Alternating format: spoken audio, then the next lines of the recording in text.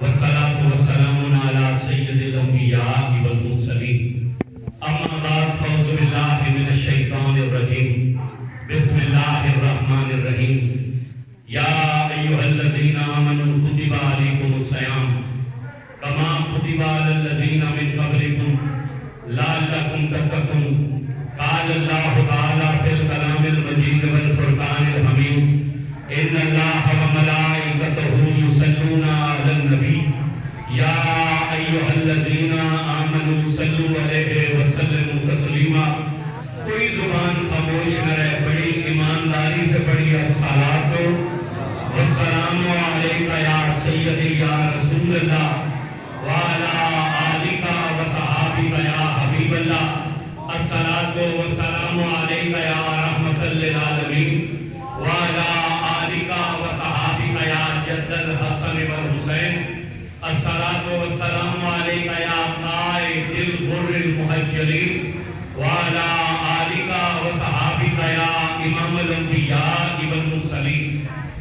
انتہائی قابل تکریم حضرات محترم، رمضان المبارک کا پہلا جمعہ المبارک ہے. سب سے پہلے تو آپ سب کو رمضان شریف کی مبارک ہو.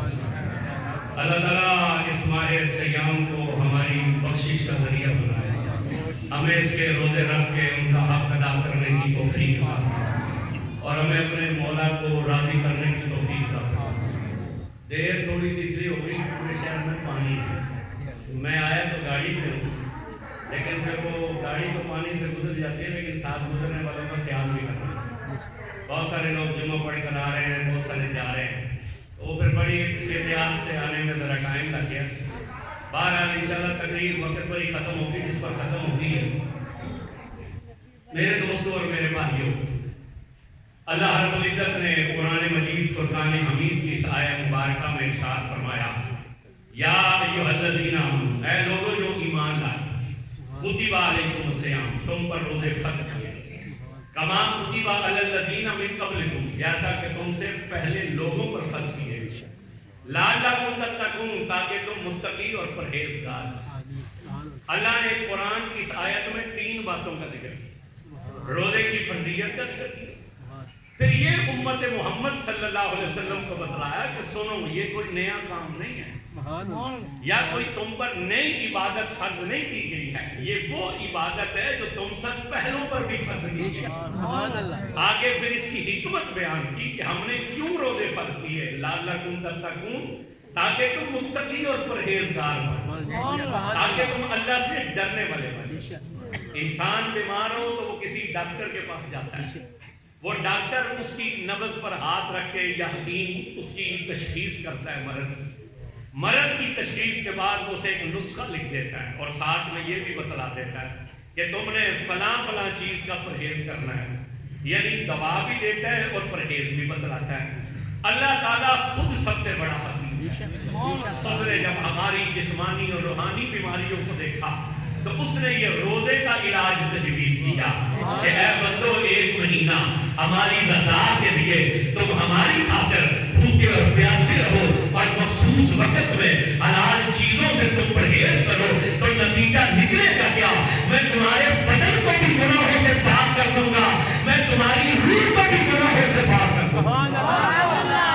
عام دنوں میں آپ کھانا کھائیں، حکم کیا ہے حضور سید دو عالم، حضور نے ارشاد فرمایا کہ جب تم کچھ کھانے لگو تو پہلے بسم اللہ شریف پڑھ لو. سبحان اللہ. اس لیے بسم اللہ شریف پڑھنے کو توجہ کیجیے گا. انسان 2 چیزوں کا مجموعہ ہے، ایک جسم اور ایک روح. کھانا ہے جسم کی خوراک اور اللہ کا ذکر ہے روح کی خوراک. کھانا کھانے سے جسم قوت والا بنتا ہے، اللہ کا ذکر کرنے سے روح قوت والی بنتی ہے. شریعت نے اجازت نہیں دی کہ صرف جسم کو پالا جائے اور روح کو چھوڑ دیا جائے، اور یہ بھی اجازت نہیں دی کہ صرف روح کی پرورش کی جائے، جسم کو نہ پالا جائے. میرے نبی نے فرمایا تیرے جسم کا تجھ پر حق ہے، اس لیے حضور سید دو عالم نے اس بدن کی طہارت پر زور دے کر ارشاد فرمایا الطہور نصف ایمان، صفائی نصف ایمان ہے. یہ تیرا بدن ہے، اسے صاف رکھ، اسے اپنے ناخنوں کو پاک، اپنی نجامت بنوا، اپنے بدن کو پاک صاف رکھ، اپنے کپڑے کو پاک صاف رکھ. توجہ توجہ کیجئے گا، آج جمعے کا دن ہے، آپ غسل جمعہ کر کے آئے ہیں، حضور نے فرمایا سنو، اگر تجھے 2 وقت کا کھانا دے کر بھی غسل جمعہ کا پانی خریدنا پڑے تو غسل جمعہ ضرور کرنا۔ حضور سمجھا کیا رہے ہیں، اگر تو کسی ایسے مقام پر ہو کہ جہاں تیرے پاس کھانے کے وقت کے صرف 2 وقت کے پیسے ہو اور جمعے کا دن آ جائے تو ان 2 وقت کے کھانے کے پیسے دے کر پانی خرید لے گا، یعنی بھوکا رہ لینا مگر غسل جمعہ ضرور کرنا۔ تو یہ شریعت نے بدن کی طہارت پر اتنا زور دیا، انہوں نے روح کی طہارت پر زور کس طرح نہ دیا ہوگا؟ فرمایا کھانا تیرے جسم کی خوراک ہے اور اللہ کا ذکر تیری روح کی خوراک ہے، ذکر الہی سے روح طاقتور ہوتی ہے۔ یہی وجہ ہے یہ جتنے صوفیہ کرام اور بزرگان دین گزرے یہ زیادہ نہیں کھاتے تھے، یہ تو ایک آدھی سوکھی روٹی کھا لیتے تھے مگر عبادت ساری ساری رات کیا کرتے تھے۔ ہمارے نزدیک تو رمضان کے روزے مشکل ہیں، یہ وہ لوگ تھے جنہوں نے سارا سال روزے رکھے۔ عالم کیا تھا، جسم اتنا کمزور تھا کہ لاٹھیوں اور چھڑیوں کے سہارے چلتے تھے مگر روح اتنی طاقتور تھی کہ جو جبریل سے بھی آگے بڑھ جاتی تھی۔ جسم اتنا کمزور ہے کہ لاٹھی کا سہارا مگر روح اتنی طاقتور ہے کہ وہ عرش برین تک جا رہے۔ توجہ کیجئے گا، وقت نہیں ہے کہ میں اس پر کوئی استدلال دوں، آپ ماننے والے لوگ ہیں، اس بات کو تسلیم کیجئے گا۔ اللہ رب العزت نے ہمارے لیے یہ علاج تجویز کیا اور پھر صرف علاج نہیں تجویز کیا، پورا ماحول بنا دیا۔ محبوب سے کہا اعلان کر بتلا امت کو کہ جب رمضان کا چاند نظر آتا ہے تو شیطانوں کو جکڑ دیا، رحمت کے دروازے کھول دیے جاتے ہیں، جنت کے دروازے کھول دیے جاتے ہیں، جہنم کے دروازے بند کر دیے، جہنم کے دروازے بند کر دیے جاتے ہیں، جنت کے دروازے کھول دیے جاتے ہیں، مومن کا رزق بڑھا دیا جاتا ہے۔ نفل پڑھو تو فرض کا ثواب، فرض پڑھو تو 70 فرضوں کا ثواب عطا دیا جاتا ہے، پورا ماحول بنا دیا جاتا ہے، پورا ایک ماحول بنا دیا۔ یہی وجہ ہے جتنا رش آج مسجدوں پر جمعے میں، پچھلے جمعے تو نہیں تھا، تو پچھلے جمعے کیوں نہیں آئے لوگ؟ آج جمعوں پر اجتماع میں کیوں رش ہے؟ 2 جگہ تو تقریر کر کے آگے ہیں، تو آج کیوں رش ہے؟ ہمارے سالم صاحب رحمۃ اللہ علیہ فرمایا کرتے تھے کہ جب یار ہمارے پکڑے گئے تو ہم بھی مسجدوں میں، جب تک یار باہر رہے تو ہم بھی باہر رہے، جب یار پکڑے رہے تو ہم بھی مسجدوں کی طرف آ گئے۔ تو اللہ تعالیٰ یہ پورا ایک ماحول بنا دیتا ہے، سرکش شیاطین قید کر دیے جاتے ہیں، رحمت کے دروازے کھل جاتے ہیں، مخلوق کے دل میں توجہ ڈال دی جاتی ہے، ہر بندہ اللہ کے گھر کی طرف دوڑ پڑتا ہے۔ جب پورا سال سرب سجود نہیں ہوتا، رمضان میں وہ بھی رب کی بارگاہ میں جھکتا ہے۔ جب پورا سال قرآن نہیں کھولتا، رمضان میں وہ بھی قرآن کھولتا ہے۔ یہ بھی اس کی کرم نوازی ہے، مگر ساتھ ساتھ ہمارے لیے شرمندگی کا بھی تو ذریعہ ہے کہ ہم نے اس مولا کے ساتھ کیا ہے۔ یہ تو اس کا کرم ہے کہ اس نے رحمت کے دروازے کھولے، ورنہ ہم نے کون سی وفا اس کے ساتھ کی؟ ہم تو اسے منہ موڑے ہوئے تھے، مگر وہ کتنا کریم ہے اپنے بندے کے معاملے، وہ کتنا رحیم ہے۔ حضور سید دو عالم منبر پر تشریف فرما، آپ نے پہلی سیڑھی پر قدم رکھا تو فرمایا آمین، دوسری سیڑھی پر قدم رکھا تو فرمایا آمین، تیسری سیڑھی پر قدم رکھا تو فرمایا آمین۔ صحابہ نے عرض کی یا رسول اللہ پہلے تو معمول نہیں ہے، آپ پہلے بھی ممبر پر جلوہ گر ہوتے ہیں مگر اس طرح آمین تو نہیں فرماتے۔ حضور سید دو عالم نے فرمایا سنو، جب ہم نے پہلی سیڑھی پر قدم رکھا تو جبریل حاضر ہوئے اور جبریل نے ہاتھ اٹھا کر کہا یا رسول اللہ ہلاک ہو جائے وہ شخص کہ جس نے رمضان کو پایا اور اپنی بخشش نہ کروائی۔ جس نے رمضان کو پایا اور اپنی بخشش، میں بس اسی جملے تک رہوں گا۔ اللہ نے یہ مہینہ ہماری بخشش کے لیے بھیجا، وہ ہمیں بخشنا چاہتا ہے، وہ بخشش اس کی رحمت پکار پکار کر اپنے بندوں کو آواز دے رہے ہیں، وہ ہمیں بخشنا چاہتا ہے۔ اس کے محبوب نے فرمایا کہ جبریل نے یہ دعا مانگی کہ ہلاک ہو جائے وہ شخص جس نے رمضان کو پایا اور اپنی بخشش نہ کروائی۔ تو حضور فرماتے ہم نے کہا آمین۔ اب آپ سوچئے دعا کرنے والے جبریل ہوں، آمین کہنے والے حضور ہوں، دعا کی قبولیت میں کوئی شک رہ سکتا ہے؟ میرے بھائیوں اور میرے دوستوں، اللہ رب العزت نے کوئی بچت سکیم کا آغاز نہیں کیا کہ اس کے خزانوں میں کوئی کمی واقع ہو گئی ہے. وہ بے حد ہے, اس کے خزانے بھی لامحدود, نہ اس کے کرم کی کوئی حد ہے نہ اس کی عطا کی کوئی حد ہے. یہ تو صرف وہ ہمیں اپنی طرف متوجہ کرنا چاہتے ہیں. وہ ہماری بخشش کے لیے یہ اسباب پیدا فرما رہا ہے. اس لیے اس نے محبوب سے کہا انہیں کو الصوم لی وانا اجزا, روزہ میرے لیے ہے, اس کی جزا میں خود ادا کروں. سبحان اللہ. اس نے ہر عمل کی جزا مقرر کی. نماز کی جزا کو جنت قرار دیا, حج کی جزا کو جنت قرار دیا, زکوٰۃ کی جزا کو جنت قرار دیا, فطرانے اور صدقات و خیرات کی جزا مقرر کی, قربانی کی جزا مقرر کی, مگر روزے کی جزا مقرر نہیں. سبحان اللہ. اس نے روزے کی جزا مقرر. تھوڑی سی توجہ کیجیے گا. کس لیے؟ اس لیے کہ روزے کا تعلق دو چیزوں سے ہے. ایک روزے کا تعلق ہے صبر سے, ایک روزے کا تعلق ہے محبت سے. سبحان اللہ. ہاں بولنا چاہیے ذرا آپ کو. سبحان اللہ. ایک روزے کا تعلق ہے صبر سے اور دوسرا روزے کا تعلق ہے. صبر بھی اللہ کے لیے ہے اور محبت بھی اللہ کی ہے. یہ جتنے لوگ یہاں روزے دار بیٹھے ہیں, یہ آپ نے کس کی محبت میں آج روزہ رکھا ہے؟ آواز اونچی ہونی چاہیے. میں 2 تقریریں کر کے آیا ہوں اور تیسری تقریر کر رہا ہوں اور شوگر کا مریض ہوں اور الحمدللہ روزے سے ہوں. اگر مجھے کچھ نہیں ہوگا نا تو آپ کو بھی بولنے سے کچھ نہیں. بولیے گا ذرا, کس کی محبت میں روزہ رکھا ہے؟ آواز اونچی ہونی چاہیے. کس کی محبت میں رکھا ہے؟ صبر کس کے لیے ہے؟ صبر کیا ہے؟ سب کچھ میسر ہے لیکن بندہ ہاتھ نہیں بڑھا. صبر یہ نہیں ہوتا کہ بندے دے بس سے کوئی شے نہ ہوئے تو پھر آ کے میں بڑا صبر والا. ساڑی پنجابی کے اندر بھی شریف ہو جدا دان لگے. سمجھ آ رہی ہے کہ نہیں آ رہی؟ صبر یہ نہیں ہوتا کہ بندے کے بس میں کچھ نہ ہو پھر وہ کہ میں بڑا صابر ہوں. نہیں, صبر یہ ہوتا ہے اس کے اختیار میں ہے مگر اس کے باوجود وہ اس طرف نہیں جاتا. کیوں نہیں جاتا؟ اس لیے کہ وہ سمجھتا ہے کہ پانی موجود ہے, کھانا موجود ہے, حلال بیوی موجود ہے. نہ حلال بیوی کے قریب جاتا ہے, نہ کھانے کے نزدیک جاتا ہے, نہ پانی کے نزدیک جاتا ہے. وہ ان سے اپنے آپ کو روکے. کیوں روکے ہوئے؟ اس لیے کہ وہ سمجھتا ہے کہ میرے اس عمل سے میرا مولا ناراض ہو جائے گا. اللہ اکبر. زندہ باد زندہ باد زندہ باد زندہ باد. لبیک لبیک یا رسول اللہ, لبیک لبیک لبیک یا رسول اللہ. وہ سمجھتا ہے کہ میرے اس عمل سے میرا اللہ ناراض ہو جائے گا. وہ صبر کا دامن نہیں چھوڑتا.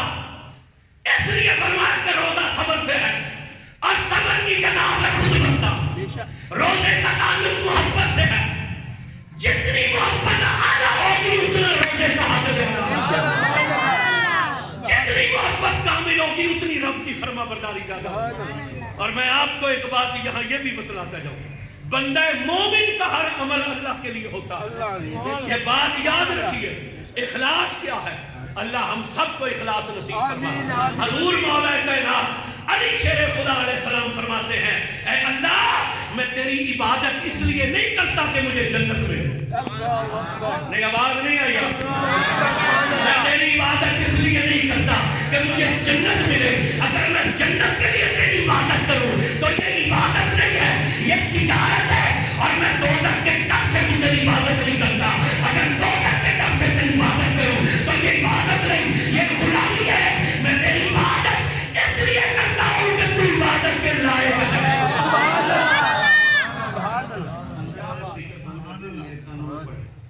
میں تیری عبادت اس لیے کرتا ہوں کہ تو عبادت کے لائق ہے. یہ ہمارے پیر علی نے ہمیں بتلایا کہ بندہ مومن کا ہر عمل اللہ کی محبت میں ہوتا ہے. ہر عمل اللہ کی محبت میں. روزہ محبت سے ہے. جتنی محبت ہوگی اتنا روزہ کامل ہوتا چلا جائے. تو رب فرماتا ہے تو صبر بھی ہمارے لیے کرے, تو محبت بھی ہم سے رکھے, ہماری خاطر تو کھائے بھی نہ اور پیے بھی نہ. اب اگر تجھے فرشتے دے یہ ہماری محبت کے بھی خلاف ہے. اب چونکہ تو نے محبت ہم سے دی ہے اب بدلہ ہم خود تجھے عطا کتنا دیں گے یہ اس نے مقرر نہیں کیا. کتنا دیں گے اپنی شان کے مطابق. اپنی اس کی شان لامحدود ہے, اس کا اجر بھی. دوسرا اس حدیث کا مطلب یہ بنتا ہے کہ روزہ میرے لیے ہے اور میں اس کی جزا خود بنتا ہوں. روزہ میرے لیے ہے, میں اس کی جزا خود بنتا ہوں. آپ توجہ کیجئے گا, اس نے اپنی رحمت بیان کی حدیث قدسی میں. اس نے کہا محبوب امت کو بتلا, جب بندہ ایک بلش تیرے رب کی طرف بڑھتا ہے نا تو ہماری رحمت کا ہاتھ اس کی طرف بڑھتا ہے. سبحان اللہ, سبحان اللہ. مائک منہ کے قریب پکڑو. اور جب بندہ ایک ہاتھ ہماری طرف بڑھتا ہے ہماری رحمت کلاوہ اس کی طرف بڑھتی ہے. اسے کلاوہ اے جب بھی پائی گئی نا اسے کلاوہ کہتے ہیں. فرمایا کوئی بلشتہ ہے تو ایک ہاتھ بڑھتے ہیں, کوئی ہاتھ بڑھے تو کلاوہ بڑھتے ہیں. اور اے پیارے محمد بتلا اپنی امت کو, جب کوئی چڑھ کر تیرے رب کی طرف آتا ہے تو ہماری رحمت دوڑ کر اسے ہماری رحمت دوڑ کر لپٹ جاتی ہے. اس کی مثال ہم آپ کو ایسے سمجھائیں گے. ہمارے گھروں میں ہوتے ہیں بچے چھوٹے, جب وہ کھڑا ہونا سیکھ جاتے ہیں نا ہم انہیں چلنا سکھاتے ہیں. ہم اسے تھوڑے سے فاصلے پر کھڑا کر کے یوں بازو پھیلا کے کہتے ہیں آ. وہ دیکھتا ہے میرے والد, میری والدہ, میری نانی, میری خالہ, میری پھپھی, میری ممانی, میری چچی, میری ہمشیرہ, میرا بھائی, میرا چچا مجھے محبت کے بازو کھول کر بلاتا ہے. ہم کہتے ہیں آ. وہ ایک قدم اٹھاتا ہے, قدم ٹکا لیتا ہے. ہم پھر کہتے ہیں آ, پھر قدم اٹھاتا ہے, پھر ٹکا لیتا ہے. ہم پھر کہتے ہیں آ, پھر اٹھاتا ہے, پھر ٹکا لیتا ہے. ہم پھر کہتے ہیں آ. اب وہ قدم اٹھاتا ہے, قدم ٹکتا نہیں ہے, وہ گرنے لگتا ہے. ہم انتظار نہیں کرتے یہ گر جائے. ہم کیا کرتے ہیں, دوڑ کر اسے سینے سے لگا لیتے ہیں. اللہ نے کبھی نہ کم سینہ مثال امت کو بتلا, جب بندہ تیرے رب کی طرف چلتا ہے شیطان اس کی راہ میں رونے کھاتا ہے. بندے کا قدم ڈگمگانے لگتا ہے تو تیرے رب کی رحمت دوڑ کر بندے سے نپٹ جاتی ہے. اس لیے کہ بندہ کمزور ہے مگر تیرا اللہ کمزور نہیں ہے.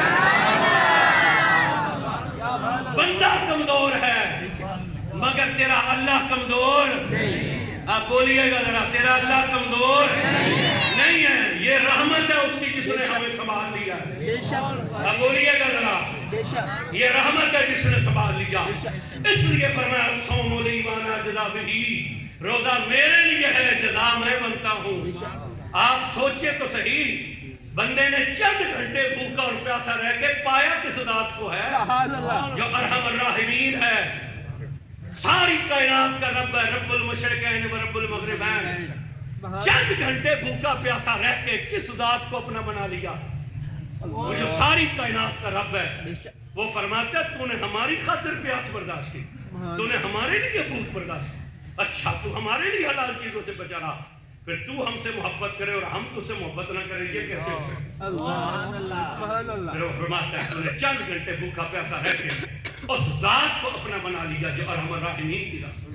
اللہ فرماتا ہے بندہ ہمارا ہو جاتا ہے, ہم اپنے بندے کے ہو جاتے ہیں. وہ شیخ سعدی رحمۃ اللہ علیہ جنگل سے گزر رہے تھے, شہری آدمی تھے.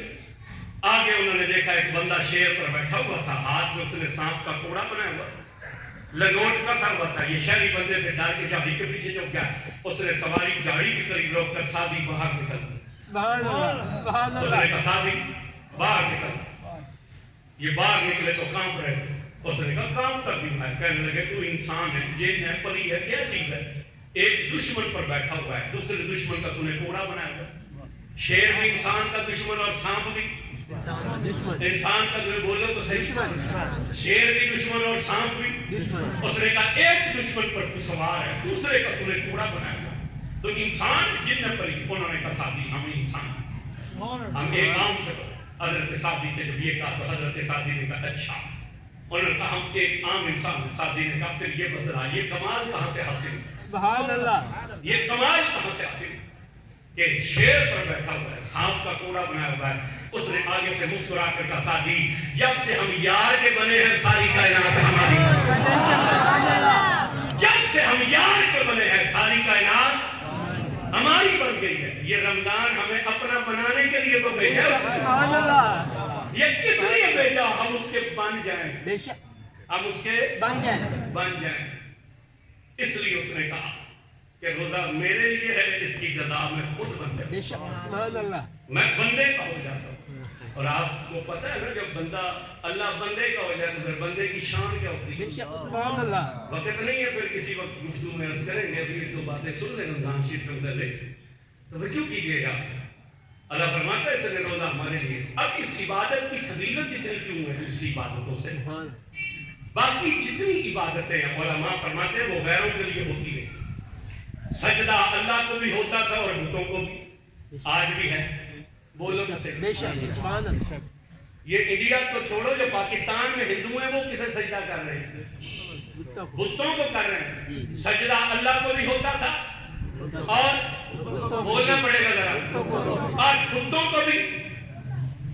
یہ بدنی عبادت تھی، حج بدنی عبادت ہے، وہ بتوں پر میلے لگاتے تھے، ان کے میلے ہوتے تھے جو بتوں کی پوجا پاٹ کے لیے رکھے۔ آج بھی ہندوستان میں میلے نہیں ہوتے مندروں کے، یہ بھی مالی اور بدنی عبادت۔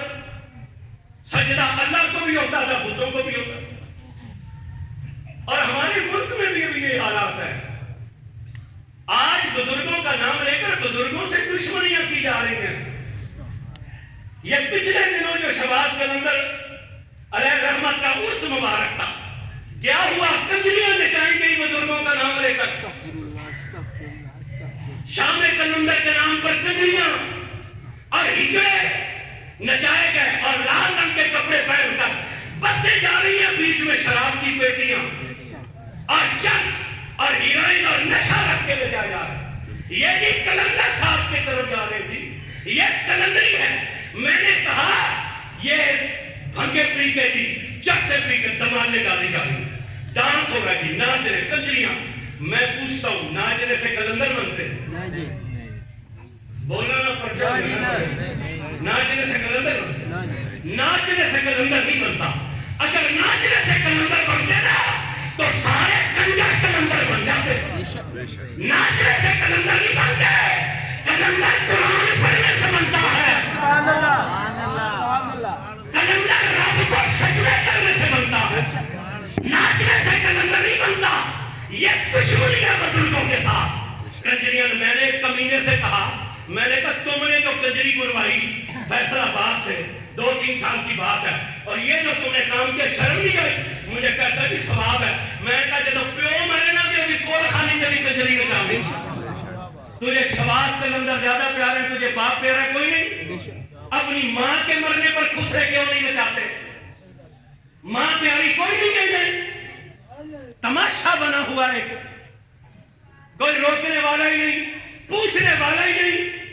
ختم نبوت کی بات کرو تو پرچہ، کنجریاں نکالنے پر پرچہ کیوں نہیں ہوتا؟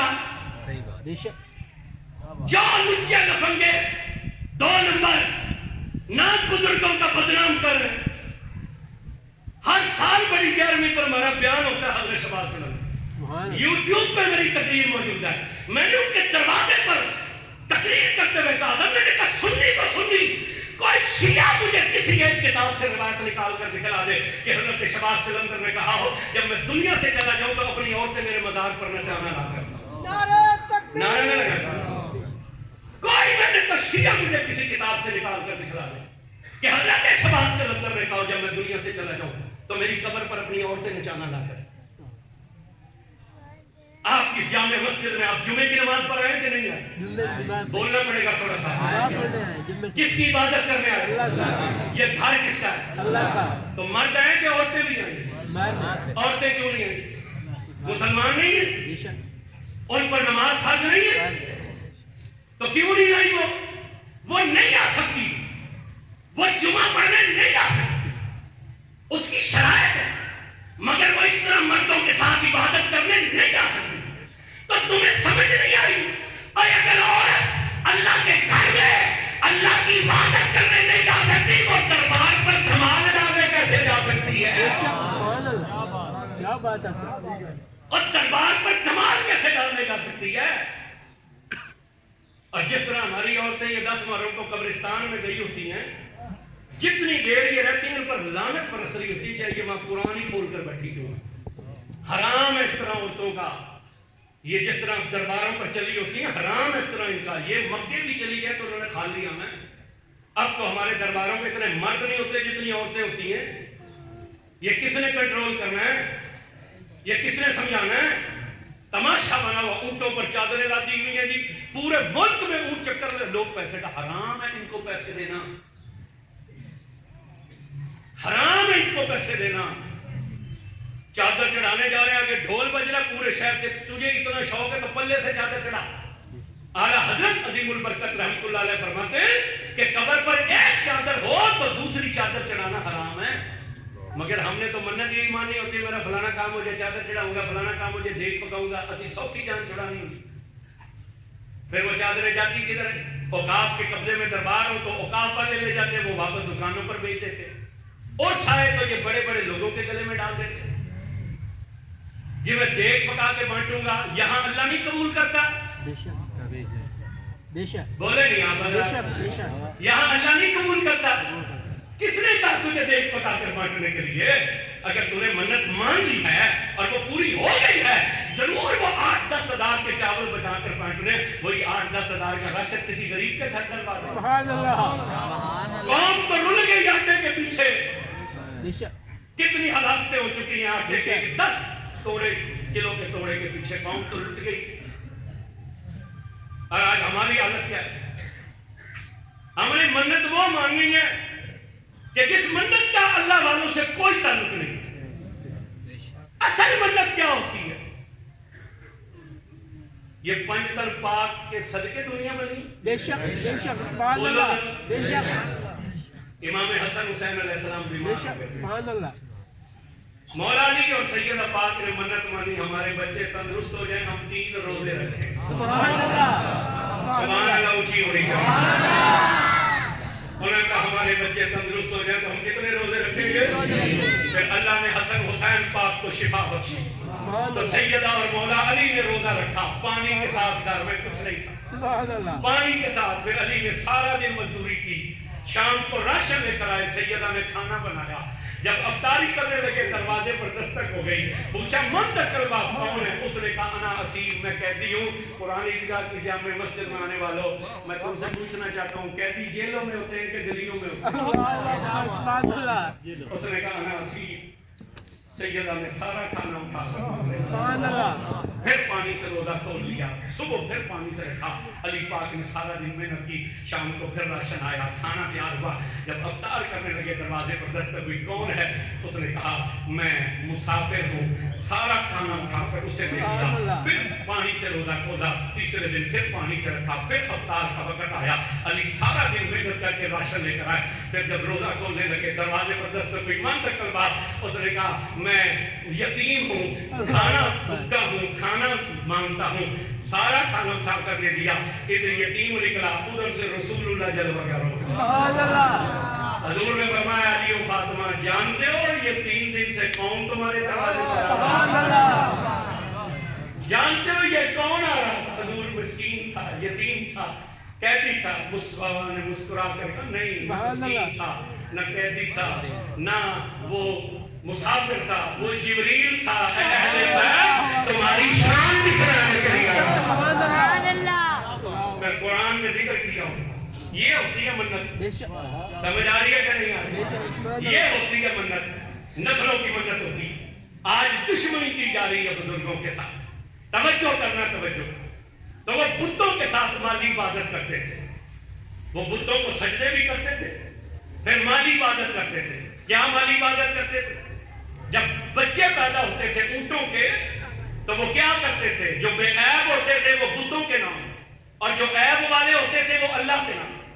پھر اللہ کی قدرت سے یہ ہوتا کہ جب وہ جوان ہوتے تو جو بے عیب ہوتے تھے ان میں عیب پیدا ہو جاتا, اور جو اللہ کے نام پر عیب والے ہوتے تھے وہ بے عیب ہو جاتے تھے. سبحان اللہ. تو پھر کافر کیا کرتے تھے؟ یہ قریش مکہ ان کو بدل دیتے. پھر بے عیب ادھر مالی عبادت بھی ہوتی, کھجوریں اعلیٰ قسم کی بتوں کے لیے, ہلکی قسم کی. کر دے ویسے ایسا نہیں ہے. ہاں آپ کھانا ہو تو مرغ پلاؤ.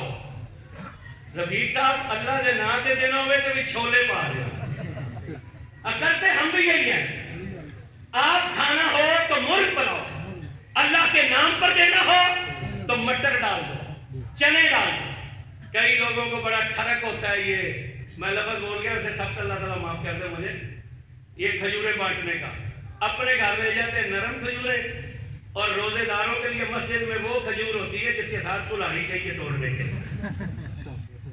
میرے بابا جی حضرت پیر سید حیدر صاحب بیٹھے ہوئے تھے تو ایک بہت بڑے آستانے کے بزرگ آئے ملے، ساتھ خادم تھا، اس نے اٹیچی کیس پکڑا ہوا تھا، تو وہ بیٹھ گیا تو بابا جی مراقبے میں تھے، تھوڑی دیر بعد آنکھیں کھولی، اسلام دوڑی تو حال احوال پوچھا تو انہوں نے کہا کہ حضور اللہ کو کتنا کو ماننا چاہیے؟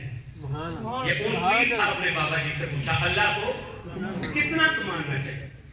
یہ سن کے نا چپ ہو گیا، پھر مراقبے میں چلے گئے۔ اتنے میں باہر کسی نے آواز دی ہے کوئی خدا کا بندہ جو خدا کے لیے مجھے کپڑے پہنا دے، میرے کپڑے پھٹ چکے ہیں، کوئی مجھے اللہ کے لیے کپڑے۔ یہ سنا تو وہ صاحبزادہ صاحب اٹھے، ساتھ والے کمرے میں جا کے جو پہنے ہوئے تھے وہ اتارے، اندر سے اٹیچی کیس میں سے نیا سوٹ خود پہنا، جو پہنا ہوا تھا وہ اتار کر طے کی اور خادم سے کہا یہ باہر دے دو۔ جب خادم باہر لے گیا وہ واپس آ کے بیٹھے، بابا جی آنکھیں کھولی، فرمایا یہاں کسی نے کچھ پوچھا تھا، عرض کی میں نے پوچھا تھا اللہ کو کتنا ماننا چاہیے؟ آپ فرمایا بس اپنے بھی جتنا۔ انہوں نے کہا اللہ کو کتنا ماننا چاہیے؟ آپ فرمایا اپنے جتنا۔ انہوں نے کہا سمجھ نہیں آئی، فرمایا خود نیا پہن لیا ہے، اس کے نام پر پرانا اٹھا کر دے دیا ہے، کم از کم اپنے جتنا تو رب کو مان لیتا، اپنے جتنا تو رب کو مان لیتا۔ خیرات تھوڑی کر لو مگر سودی کرو، جیسا بے مثل ہے خیرات بھی بے مثل ہو، ویسے تو نہیں ہو سکتی، کوشش تو کی جا سکتی، بولو ذرا کوشش کی جا سکتی۔ تو یہ باقی جتنی عبادتیں تھی یہ غیروں کے لیے ہوتی تھی، مگر روزہ ایک واحد عبادت ہے جو کسی غیر کے لیے نہیں ہوئی، یہ جب بھی ہوئی تو صرف اللہ کے لیے ہوئی، اس لیے اس کی شان رکھی۔ حضور ارشاد فرماتے ہیں کعبہ پیدا ہو کر اڑنے لگے، اڑتے اڑتے مر جائے۔ جتنا سفر وہ پوری زندگی طے کرتا ہے، جب کوئی شخص ایک نفلی روزہ رکھتا ہے، جتنا سفر وہ کعبہ پوری زندگی میں کرتا ہے، اللہ نفلی روزہ رکھنے والے کو اتنا جہنم سے دور کر دے گا۔ اب یہ کعبے کی عمر کتنی ہوتی ہے؟ بغیر دادا 1000 سال کتنی عمر ہوتی ہے؟ ہاں بولیے آپ کو باقی پرندے مرے ہوئے نظر آئیں گے، یہ کعبہ مرا ہوا نظر نہیں آئے گا، بہت کم آتا ہے، کبھی 2 3 4 سال کے بعد اس کی 1000 سال عمر ہوتی ہے، 1000 سال۔ وہ عجائب الحیوانات میں تو انہوں نے لکھا کہ شاید آج کے زمانے میں آدم علیہ السلام کے زمانے کے کعبے موجود ہوں، 1000 سال اس کی عمر ہوتی ہے، 1000 سال لگاتار اٹھتا رہے۔ حضور فرماتے جتنا سفر وہ کرتا ہے اتنا اللہ نفلی روزہ کرنے والے کو جہنم سے دور کر دیتا ہے، نفلی روزہ رکھنے والے کو۔ تو پھر سوچئے اگر نفلی روزے کا ثواب یہ ہے تو فرض روزے کا ثواب کیا ہوگا؟ آخری ایک حدیث سن لے اور گفتگو کو سمیٹ لیتے ہیں، وقت تو اتنا ہوتا نہیں کہ ساری گفتگو کوئی ہو سکے۔ آئندہ جو میں سیدہ پاک کا ذکر کریں گے انشاءاللہ، کیونکہ کل 3 رمضان المبارک ہے، کل حسین پاک کی امی جان کی وفات کا دن ہے، سیدہ پاک کی 10 رمضان المبارک حضرت خدیجہ کبریٰ کی وفات ہے اسی ماہ میں، ان حضرات ہستیوں کا ذکر کریں گے، پھر اس کے بعد اما عائشہ صدیقہ کا بھی ذکر کریں گے، اس دن پر مولا علی کی شہادت کے دن پر ان کا ذکر ہوگا انشاءاللہ۔ تو بس یہ ایک حدیث سن لیں، پھر باقی انشاءاللہ زندگی رہی تو آئندہ جو میں گفتگو ہوگی۔ حضور سید العالم فرماتے ہیں کہ قیامت کا میدان ہوگا، اللہ بندوں میں فیصلے کر دے گا اور پھر جنتی جنت کی طرف چلیں گے۔ تو حضور فرماتے ہیں کچھ لوگ ہوں گے، کچھ لوگوں کو روک لیں گے، جب وہ روکیں گے تو ان سے پوچھا جائے گا تم نے کن کو کیوں روکا ہے؟ وہ عرض کریں کہ یا اللہ یہ وہ لوگ تھے جنہوں نے دنیا میں ہمارا حق کھایا تھا، جنہوں نے دنیا میں ہمارا حق کھایا تھا، ہمارا حق ان کے ذمہ ہے۔ حضور فرماتے ہیں جب وہ بندے یہ کہیں گے تو اللہ ان سے کہے گا اچھا انہوں نے تمہارا حق کھایا تھا تو ایسے کرو کہ تم ان کے ثواب میں سے اپنے حق کے مطابق حصہ لیتے جاؤ۔ حضور فرماتے ہیں شخص بڑھے گا وہ کسی کی نمازیں لے جائے گا، کوئی آگے آئے گا وہ اس کی زکوٰۃ کا ثواب لے جائے گا، ایک بڑھے گا وہ عمرے کا ثواب لے جائے گا، ایک بڑھے گا وہ حج کا ثواب لے جائے گا، یہاں تک کہ ساری نیکیوں کا ثواب لے جائیں گے۔ اب روزے پیچھے رہ جائیں گے، روزوں کی نیکیاں اب بندے لینے والے ہو گئے. حضور فرماتے ایک حقدار آگے بڑھے گا, وہ جب روزوں والی نیکی پر ہاتھ ڈالے گا نا تو اللہ فرمائے گا اس بنیاد بھی اے میرے بندے رک جا, یہ کیا کرتا ہے؟ وہ کہے گا اس نے میرا مال کھایا ہے, اب اس کے پاس روزوں کی نیکیاں ہیں, میں اپنا حق وصول کرتا ہوں. حضور فرماتے جب وہ یہ کہے گا تو میرا رب کہے گا اے میرے بندے یہ روزوں والی نیکی چھوڑ دے, اس لیے کہ یہ روزے تو اس نے میری محبت میں رکھے تھے. یہ روزوں والی نیکی چھوڑ دے, یہ تو اس نے میری محبت میں, میں تجھے اپنے خزانے سے دے دیتا ہوں, میں تجھے اپنے خزانوں سے بدلہ دیتا ہوں, مگر یہ روزوں والی نیکی نہ لے جا, یہ تو اس نے میری محبت میں رکھی تھی. اب اس حدیث کا مطلب یہ بھی نہیں ہونا چاہیے کہ روزے بھی رکھی جاؤ تو لوگ کا ہاتھ بھی کھائی جاؤ. بیان کیا کیا کہ اس کی فضیلت اتنی. اللہ تعالیٰ ہم میں سے جو لوگ روزہ دار ہیں ان کا روزہ قبول فرمائے, جو نہیں رکھ سکے انہیں رکھنے کی ضرورت. بیٹھ جائے, ایک منٹ, میں نے بھی تقریر نہیں ختم کی, ایک منٹ بیٹھ جائے, اتنی جلدی نہ کریں. ایک مسئلہ صرف عرض کرنا چاہتے ہیں, تقریر تو بھی اور بھی باقی رہتی تھی, میں نے ختم کر دی, ٹائم نہیں ہے. ایک مسئلہ, ایک ہوتا ہے روزہ رکھنا, ایک کسی وجہ سے کوئی بندہ روزہ نہیں رکھ سکتا. اجازت تو دو لوگوں کو ہی ہے نا, یا مسافر کو یا مریض کو. مریض بھی وہ جسے ڈر ہو کہ میرا مرض بڑھ جائے, میں فوت ہو سکتا ہوں, اسے نہیں اجازت. مسافر وہ جو صحبتوں والا سفر اس زمانے میں تھا کہ جب چلتے تھے پتہ نہیں ہوتا تھا کہ کہیں پانی ملے گا. اب کے سفر تو آسان ہے, اجازت ہے کہ نہیں, لیکن اگر آپ رکھ لیں تو وہ مشکل نہیں ہے. 5 گھنٹے میں تو آپ ایسی گاڑی میں بیٹھ کر پنڈی چلے جاتے ہیں, روزہ رکھ کے گئے تو افطاری وقت تک آپ واپس آ جاتے. یہ دو لوگوں کو اجازت. اس کے علاوہ خدا نخواستہ اگر کوئی بد نصیب ہے اپنی بد نصیبی کی وجہ سے روزہ نہیں رکھتا تو اتنی سی گزارش کریں گے, ایک ہوتا ہے روزہ رکھنا, ایک ہوتا ہے رمضان کا احترام کرنا. اگر کوئی بد نصیب روزہ نہیں رکھ رہا تو کم از کم رمضان کا احترام ضرور کرے گا. کھلے عام نہ سڑکوں پر کھاتا. ہمارے ملک میں ویسے کوئی حال نہیں. ہم نے پچھلے دور میں دیکھا تھا رمضان آرڈیننس نافذ کیا جاتا اور پتہ چلتا تھا رمضان ہے. جنرل ضیاء کے دور میں ہم نے دیکھا کہ پتہ چلتا تھا رمضان ہے, گانے بند, ٹی وی بند, فلمیں بند. اور اب تو پتہ ہی چلتا, کھلے عام سڑکوں پر کھا رہے ہوتے ہیں نوجوان لڑکے, اور بے شرمی کی انتہا کہ انہیں شرم ہی کوئی نہیں. ایک تو نے روزہ نہیں رکھا, اوپر سے تو رمضان کا احترام نہیں کر رہا. یاد رکھیے اللہ برائی کو معاف کرتا ہے مگر جٹائی کو معاف نہیں کرتا. اس لیے اگر کوئی بد نصیبی کی وجہ سے روزہ نہ رکھے تو کم از کم سرے عام کھانا پینا جو ہے وہ نہ رکھے. اللہ تعالیٰ ہمیں بھی اچھے عمل کی توفیق دے, آپ کو بھی اچھے عمل کی توفیق عطا فرمائے. آمین.